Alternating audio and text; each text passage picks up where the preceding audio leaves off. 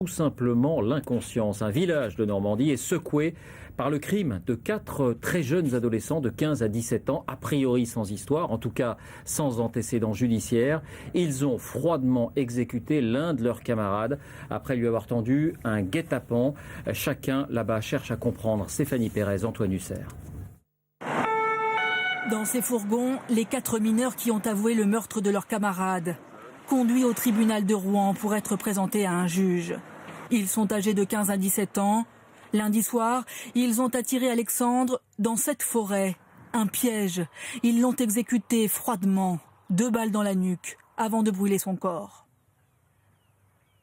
Ils sont l'objet d'une mise en examen du chef d'assassinat, c'est-à-dire effectivement un homicide commis avec préméditation ou guet-apens. Ce qui est effectivement sur l'échelle délinquentielle des homicides l'acte le plus important. C'est un fait exceptionnel en matière de mineurs. Alexandre, 17 ans, habitait ce village tranquille de Normandie.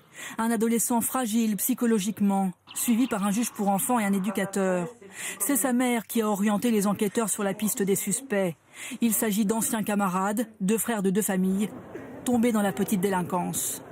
Mon fils a trouvé sa voie, il s'est un peu isolé par rapport à ses autres enfants, il n'était plus des leurs.